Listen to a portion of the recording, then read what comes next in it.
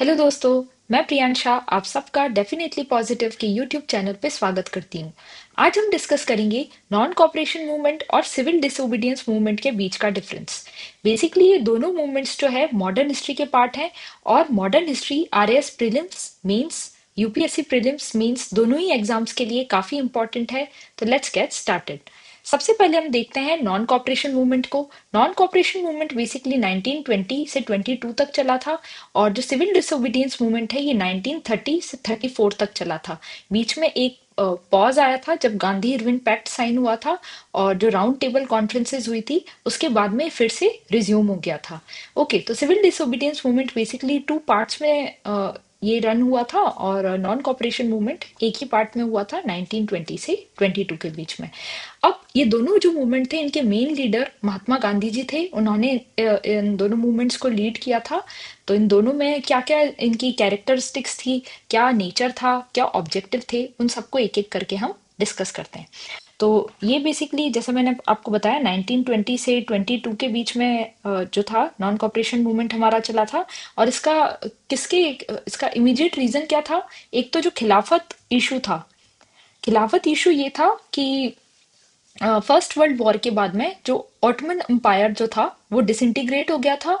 और टर्की जो था वहां पे पहले खिलाफत मतलब जो अ, मुस, मुस्ताफा अली पाशा ऐसे करके वहां पे जो एक एम्पायर था मतलब वो पूरा डिसइंटीग्रेट हो गया था। तो उसी को लेके जो रूल जो था उसको फिर से रीस्टैब्लिश करने को लेके जो मुस्लिम एजिटेशन थे वो भी हो रहा था अगेंस्ट ब्रिटिश एम्पायर। ओके, तो एक ये वाला इशू था। इसके अलावा जो जलियांवाला बाग मैसेकर जस्ट उससे पहले हुआ था वो भी एक मेजर इशू था। जबकि सिविल डिसोबीडियंस मूवमेंट के टाइम पे हमारा जो मेन पर्पस था वो पूर्ण स्वराज का था, मतलब कंप्लीट इंडिपेंडेंस का हमारा पर्पस था। और पूर्ण स्वराज जो डिक्लेयर हुआ था 1929 लाहौर सेशन, जो कांग्रेस का सेशन था 1929, उसमें डिक्लेयर हो गया था कि हमें पूर्ण स्वराज चाहिए। और गांधी जी ने अपने 11 पॉइंट्स रखे थे जो लॉर्ड इरविन गवर्नर जनरल थे एट दैट टाइम उनके सामने, पर उन्होंने उनको रिजेक्ट कर दिया था। तो उसी को लेके उन्हीं के डिमांड उन पॉइंट्स की डिमांड को लेके सिविल डिसोबीडियंस मूवमेंट भी रन हो रहा था। ओके, तो अब इसमें इमीडिएट कॉज क्या था? एक तो खिलाफत ग्रीवियंसेस वाला इशू था, ठीक है, और कॉलोनियल रिप्रेशन तो प्रॉब्लम थी ही। कॉलोनियल रिप्रेशन एक बहुत ही मेजर इशू था। इसी के लेके हमारे जो कांग्रेस की मीटिंग्स थी वो भी इसी रीजन से हो रही थी। कांग्रेस का निर्माण भी इसी वजह से हुआ था और कॉलोनियल रिप्रेशन ही मेजर इशू था इन्हीं सारे मूवमेंट्स को लेके। और इसमें क्या था? Direct refusal by British to accept demands including abolition of salt tax. तो जो 11 पॉइंट्स थी उसमें जो एक मेजर इशू था सॉल्ट टैक्स, उसके एबॉलिशन को लेके जो मेन डिमांड्स थी वो इसमें की जा रही थी। तो अ, एक इसमें ये इसका एक मेजर हम कह सकते हैं फैक्टर था सिविल डिसोबीडियंस मूवमेंट का। फिर इसका मेन ऑब्जेक्टिव हम बात करें नॉन कॉपरेशन का, तो इसमें था स्वराज का अटेंड करना। तो ये पर्पस था हमारा कि हम सेल्फ गवर्नमेंट अटेंड करेंगे विद इन एम्पायर। पर ये काफी नॉन वायलेंट और पीसफुल तरीके से ये एजिटेशन हो रहा था और लेजिटिमेट मीन से ही अटेंड करना हमारा पर्पस था। जबकि जो सिविल डिसोबीडियंस मूवमेंट है उसमें कंप्लीट इंडिपेंडेंस की मांग की गई थी थ्रू मास लॉ डिफाइंस। मतलब जितने भी लॉज है उनको भी ब्रेक कर रहे थे, मतलब ये लेजिटिमेट मीन से हो रहा था। जबकि इसमें जो एक्स्ट्रा हम कह सकते हैं एक्स्ट्रा लीगल मेथड्स भी अडॉप्ट किए गए थे और मास लॉ डिफाइंस जो था वो भी इसमें अडॉप्ट किया गया था सिविल डिसोबीडियंस मूवमेंट में। फिर जो हम नेक्स्ट बात करें नेचर ऑफ प्रोग्राम, तो नॉन कॉपरेशन मूवमेंट में बायकॉट मूवमेंट था। फॉरेन क्लोथ को schools, college, law courts, legislative councils, जो टाइटल्स दिए गए थे उनको सरेंडर करना। जैसे जो महात्मा गांधी जी थे उन्होंने अपना टाइटल हिंद स्वराज है उसको केसरी हिंद, सॉरी, वो जो टाइटल है वो इसमें उन्होंने सरेंडर कर दिया था। तो ये एक इसका हम कह सकते हैं इसके क्या क्या जो नेचर हम कह सकते हैं क्या था, बाइकॉट मूवमेंट वाला नेचर था। ओके, केसर ए हिंद। और जबकि सिविल डिसोबीडियंस मूवमेंट में क्या था? Breaking salt law, refusing land revenue and taxes and breaching forest laws. अब अलग अलग जगह पे अलग अलग हुआ था, अलग अलग मेजर्स अपनाए गए थे। जैसे सॉल्ट लॉ को ब्रेक किया गया था जो भी कोस्टल रीजन्स हो गए या जहां जहां पे भी नदियां हैं जहां से सॉल्ट प्रोड्यूस किया जा सकता था, तो वहां पे सॉल्ट लॉ को ब्रेक किया था। Refusing land revenue and taxes, India के कुछ रीजन्स में लैंड रेवेन्यू एंड टैक्सेस को रिफ्यूज किया गया था।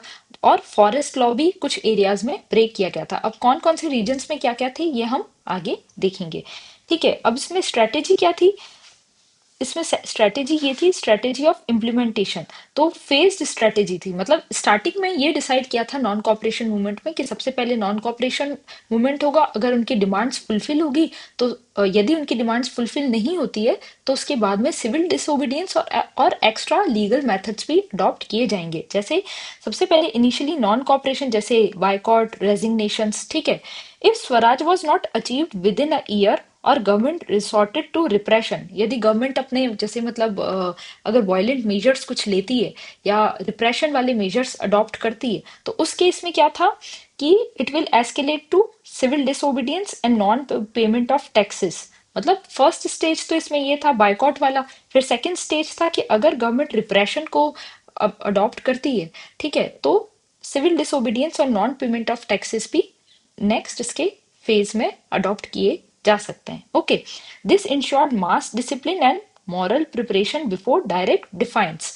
मतलब डायरेक्ट गवर्नमेंट से उस टाइम पे उन्होंने, हम कह सकते हैं कि डायरेक्ट गवर्नमेंट से कोई पंगा नहीं लिया था। बस ये था कि स्टार्टिंग में नॉन कॉपरेशन वाली चीज थी और उसके बाद में एक साल बाद में यदि वो उनकी डिमांड्स फुलफिल हो जाती है, स्टार्टिंग में बायकॉट करने के बाद अगर डिमांड्स फुलफिल हो जाती है तो वो तो उस मूवमेंट को वो पॉज कर देंगे। ठीक है, और यदि डिमांड्स फुलफिल नहीं होती है और गवर्नमेंट अगर रिप्रेशन वाले मेजर्स अडॉप्ट करती है, तो इसमें नेक्स्ट स्टेज पे क्या था कि सिविल डिसोबीडियंस और एक्स्ट्रा लीगल मेथड्स भी अडॉप्ट किए जाएंगे, जैसे मास डिफाइंस ऑफ लॉ।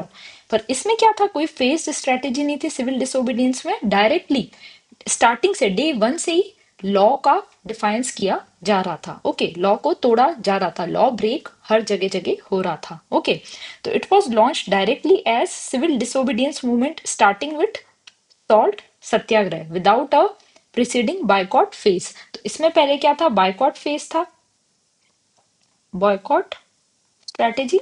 और नेक्स्ट इसमें क्या थी, नॉन पेमेंट ऑफ टैक्सेस।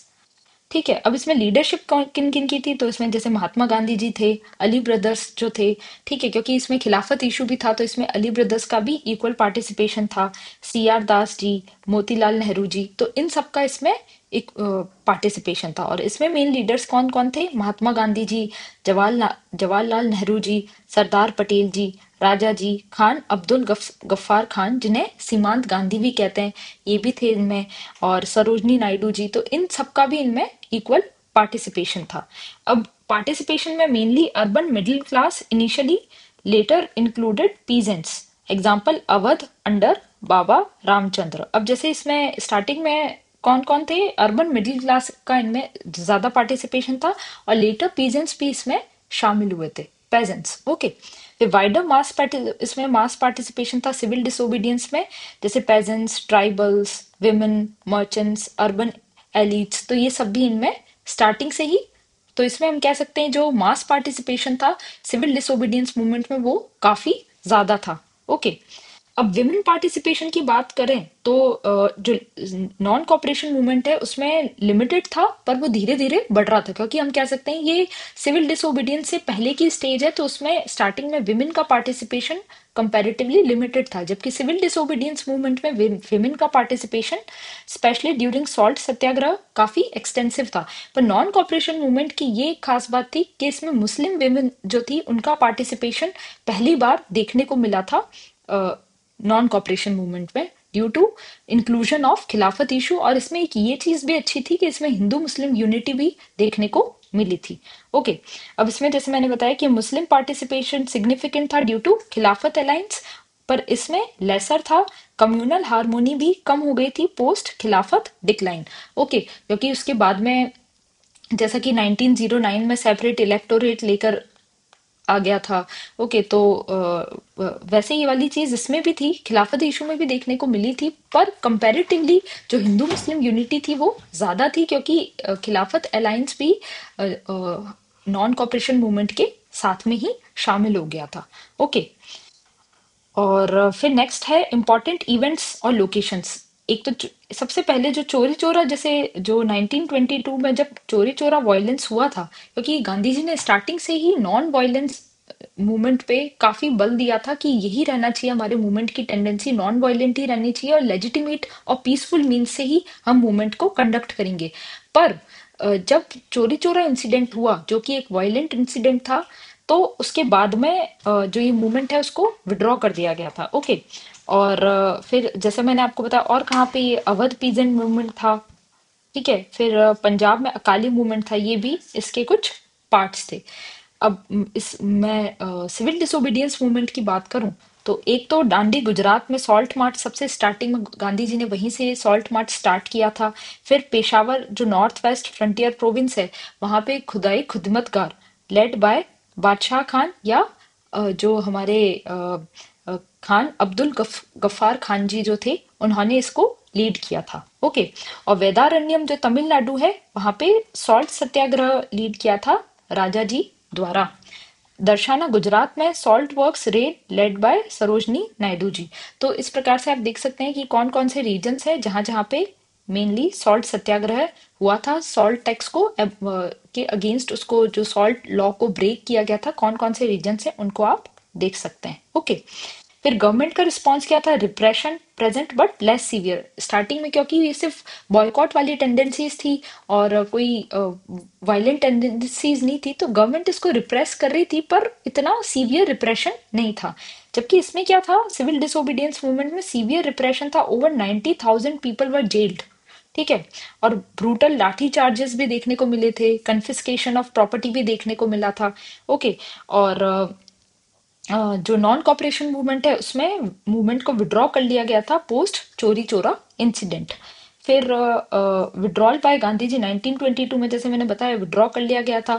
और गांधी इरविन पैक्ट हुआ था, तब बीच में सिविल डिसोबीडियंस मूवमेंट को सस्पेंड कर दिया गया था, फिर उसे फिर से रिज्यूम करने के बाद में मतलब लेटर उसको रिज्यूम कर दिया गया था, क्योंकि उनकी डिमांड सारी फुलफिल नहीं हो पाई थी। Okay. Second round table conference से आने के बाद में उसे दोबारा से रिज्यूम कर दिया गया था। And finally it is called off in 1934 due to repression and fatigue. मतलब कंटिन्यूसली अगर कोई मूवमेंट होता है तो एक क्या होता है, उसकी जो एक मतलब हम एक ये भी कहते हैं ना, जैसे हम कंटिन्यूसली बहुत टाइम से पढ़ाई कर रहे हैं तो हमें बीच में एक ब्रेक लेना पड़ता है, जिससे कि हम फिर से अपनी एनर्जी को री एनर्जाइज खुद को करके फिर से अपनी प्रिपरेशन को स्टार्ट कर पाए। तो सेम ऐसे ही जो सिविल डिसोबीडियंस मूवमेंट था वो कंटिन्यूसली चल रहा था, तो 1934 में उसको एक एक फैटिग वाली टेंडेंसी आ गई थी, तो उसको it was called off. Okay.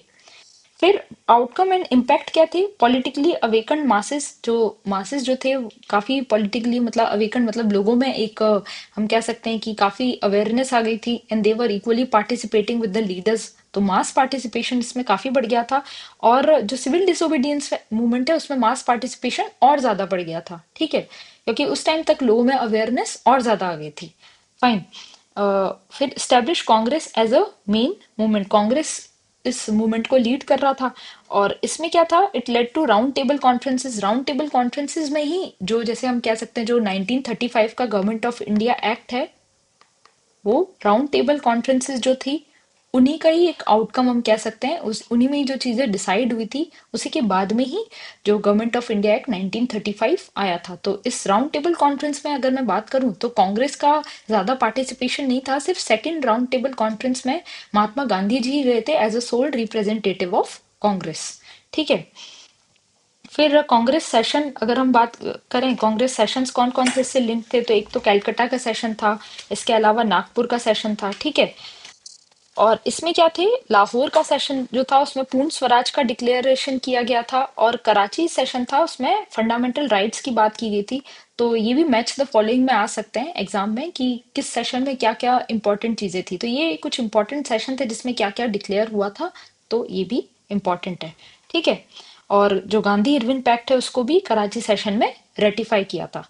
फिर रोल ऑफ खिलाफत, तो इसमें बहुत इंपॉर्टेंट रोल प्ले किया था। एक मैंने जैसे आपको बताया कि कम्युनल हार्मोनी हमें देखने को मिली थी, स्ट्रॉन्ग हिंदू मुस्लिम यूनिटी देखने को मिली थी नॉन कॉपरेशन मूवमेंट में, जबकि ये चीज कंपैरेटिवली जो सिविल डिसोबीडियंस मूवमेंट है उसमें थोड़ी कम देखने को मिली थी। तो यही था हमारा नॉन कॉपरेशन मूवमेंट और सिविल डिसोबीडियंस मूवमेंट के बीच का डिफरेंस। आई होप सो आपको अच्छे से ये क्लियर हो गया होगा। अब मैं आपको दो क्वेश्चंस भी बताती हूँ जो इस बार यूपीएससी के प्रीलिम्स में 2025 में ये दोनों क्वेश्चंस आए थे और दोनों ही नॉन कॉपरेशन से रिलेटेड है। तो आप एक बार ये क्वेश्चन देखिएगा और आई होप सो आप इनके आंसर्स को देने में सक्षम होंगे। तो इनके आंसर्स कमेंट सेक्शन में बताइएगा। Okay, we will meet in the next session. So subscribe to my channel and thank you.